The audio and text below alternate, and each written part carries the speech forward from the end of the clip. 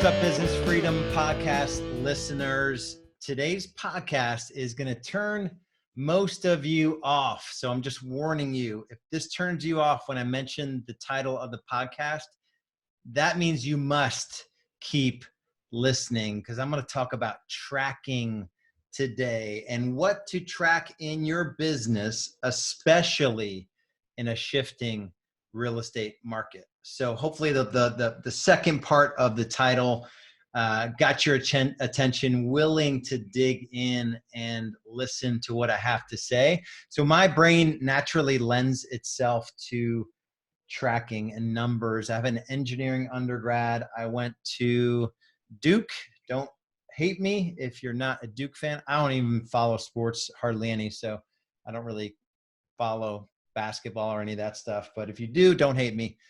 I went for my focus in finance for my MBA from Duke. And I worked at Bear Stearns as a financial analyst in investment banking. And then I worked for like 7 years in acquisitions and strategy for an aerospace company, traveling the world, analyzing businesses and ripping them apart financially, their numbers, their sales pipeline, what they were doing for marketing and new business development and their operations and all of it. So I have a quantitative, I love numbers, and I think numbers, they tell the truth, which is why I love numbers. It's why I love business.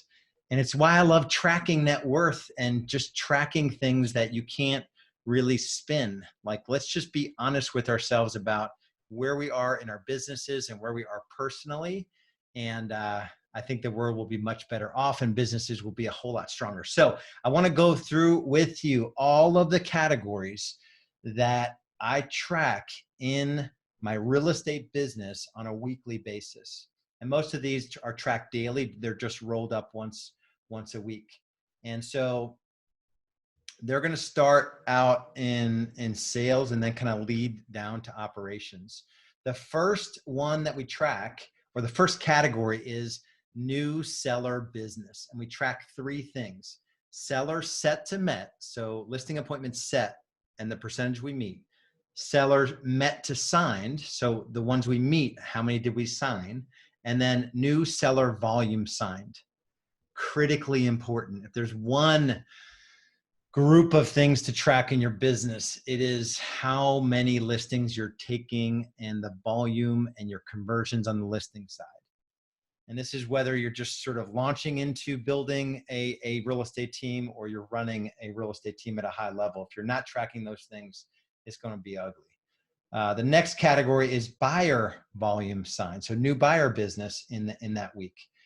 And the first one is buyer set to met percentage, buyer met to sign percentage. So how many you set versus how many you met versus how many you signed, and then new buyer volume signed. So we could see at a snapshot this week. So this is the first week of the second quarter, even in the midst of what we have going on right now with the COVID situation and the hopefully acute. I think it's gonna last a bit of time here. We're not really allowed to do business the way that we were just a few weeks ago, and who knows how long this will last. Last week, though, we signed 1.7 million of listings, and we signed 1.2 million of buyers. Pretty good, not too bad. And then we track three lead sources that we have sort of we have some investment of time and money, and we track radio, which has been just really challenging year over year for the last 4 or 5 years. Radio has been challenging for us. And then we track expired and FSBOs, our business there, and then repeat referral. And we have lead source categories that we track, and we look at closed and pending by each of those lead source categories. We track them for all 8 of our lead source categories. Those 3, though, we bring up to the team scorecard. I also have marketing scorecards and recruiting scorecards and operations scorecards and sales scorecards, which go deeper. This is the overall team scorecard. And these are things you need to track in your business as well. Next category is listings activated. That is an important leading indicator of success in your world. Everything good comes from listings that are activated. Then listing volume activated. So how many listings did I activate? Actually get active and live on the MLS. And then what's the volume of those listings as they went active on the MLS, not the listing agreements you signed as in the previous number, what actually went live. The next category is your active listing inventory. So the number of active listings, the active listing GCI. So for the volume and what you signed it at, what's the GCI hanging out at? What's the potential GCI, and then the number of price improvements. So if you have, 20 listings, your goal is probably to get 3 to 4 price improvements. Some people call it price reductions or price improvements during that week. So we have a weekly goal of price improvements. Then most folks just track the rest of the numbers I'm going to talk about, which are total volume written and total GCI written. So that's how many executed contracts in terms of volume and gross commission income did you execute last week. Then total volume closed, total GCI closed, and then the real revenue of the GCI you closed. So GCI less what you pay your broker and your agents, all your agents, inside, outside, your showing agents, all of them. What's left over is your real revenue. So I want to know on a weekly basis, how much real revenue did we actually close, so I can know how much of our expenses did we cover? What's the profit? I know a weekly profit number because I know what our overhead is, our operating expenses are.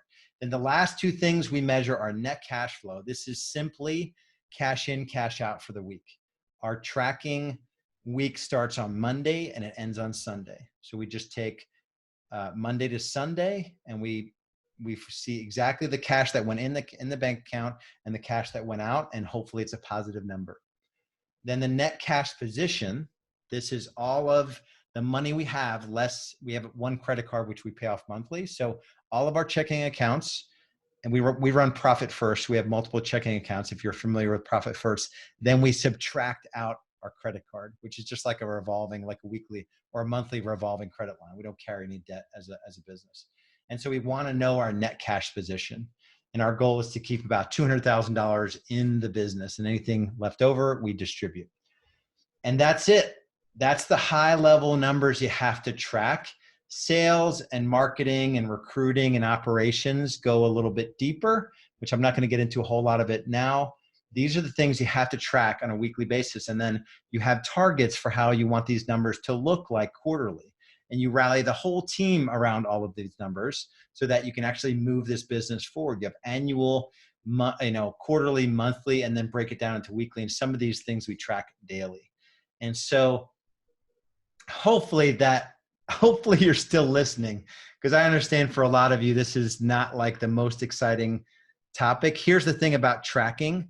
You can't predictably scale a business unless you're tracking these numbers or a subset of these numbers, or maybe there's different numbers that you track for different reasons.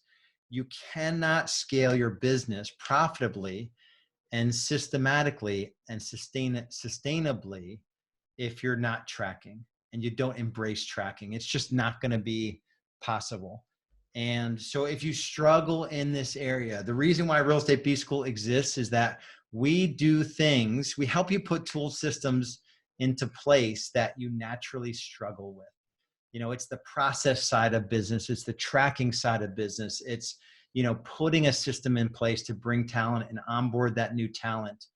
It is, how do you work your database systematically, and how does your team rally around it so you systematically get results from the database and from the sphere of influence of all of your team members, right? So it's, how do you take one listing and turn it into 5 commission checks? That's our listing maximizer system. So there's systems you have to have in place in your business if you want to scale your business.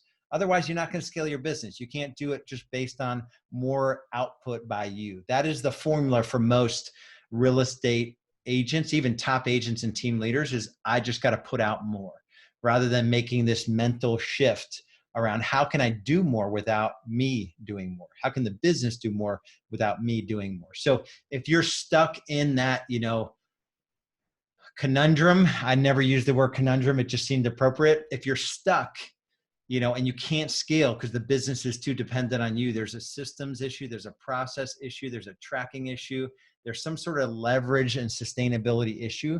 And that is why Real Estate B School exists. If that's you, go to realestatebschool.com, request a strategy session. That is the easiest and quickest way to get on the phone with me or one of our coaches who have done this before, built a fully leveraged, sustainable business.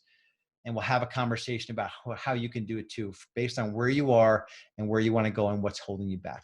So go to realestatebschool.com. There's a brief application. There's an orange button there. Either says apply now or request a strategy session, and we'll take that next step together. We'll talk to you soon.